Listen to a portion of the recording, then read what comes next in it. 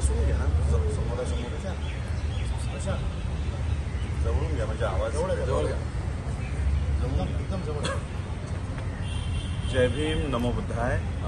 आज 18 जून 2024 दुपारी 1:30 वाजल्यापासून मी या ठिकाणी उपोषणाला, आमरण उपोषणाला बसलेलो आहे. हे पवई हिरानंदानी या ठिकाणचं बुद्धविहार आहे आणि हा बुद्धविहार परिसर आहे. कसलंही मनाई आदेश नसताना पोलिसांनी तिथे बॅरिकेड लावलेले आहेत. हजारो लोक बाहेर उभे आहेत आणि त्यांना आतमध्ये येऊ दिलं जात नाही. या ठिकाणचे इंटरनेटही बंद करण्यात आलेलं आहे, जेणेकरून आम्ही फेसबुकवरनं ही माहिती लोकांपर्यंत जाऊ नये अशा पद्धतीने.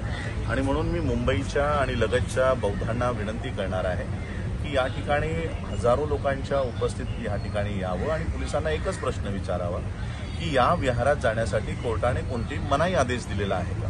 कारण बाहेर बघा, मी कॅमेरा जरा शिफ्ट करा मागे घ्या, ही छावणी बघा कशा पद्धतीने.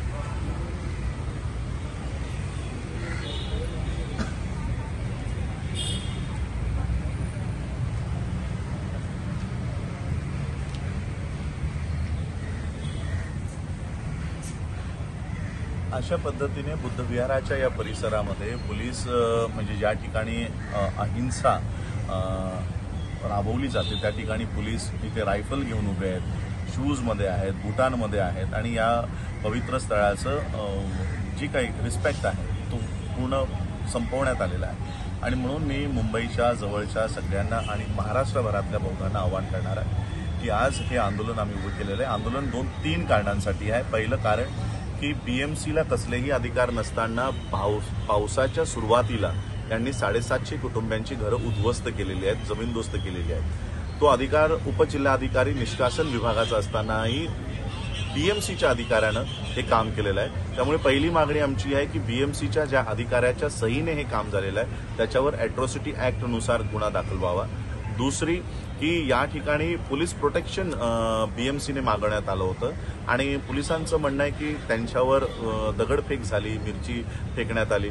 आम्ही त्याच्यावर कोणत्याही गुन्हेगाराला सोडा म्हणून विनंती करत नाही आहोत, परंतु पोलिसांनी ज्या पद्धतीने लोकांना मारहाण केलेली आहे, गर्भवती स्त्रीचा एका गर्भपात झालेला आहे, 10 वर्षाच्या मुलांना मारलेलं आहे, 70-80 वर्षाच्या मुलांना मारलेलं आहे. आणि म्हणून ज्याच्या नेतृत्वात हे अशा पद्धतीने बेदम मारहाण झालेली आहे त्या सिनियर PIsला निलंबित करून त्याच्यावरही अॅट्रॉसिटी ॲक्टनुसार हा गुन्हा दाखल व्हावा, ही आमची दुसरी मागणी आहे. आणि तिसरी मागणी की 750 घरं यांनी या ठिकाणी उद्ध्वस्त केलेली आहे, त्या 750 कुटुंबियांचं पुनर्वसन झालं पाहिजे. मुंबईच्याच आमची पहिली मागणी असणार आहे की त्याच ठिकाणी जर हिरानंदानीला त्या ठिकाणी आलिशान टावर बांधायचं असेल तर शेजारीच या 750 कुटुंबियांसाठी एखादी SRE सारखी इमारत बांधून द्यावी, अन्यथा त्याच दर्जाची मुंबईमध्ये कुठेही त्यांना पक्कं घर या पावसाळ्यामध्येच बांधून देण्यात यावं. या 3 मागण्यांसाठी मी आमरण उपोषण करण्यासाठी या ठिकाणी बसलेलो आहे. जोपर्यंत या मागण्या पूर्ण होत नाही तोपर्यंत मी या ठिकाणाहून उठणार नाही अशी माझी भूमिका आहे.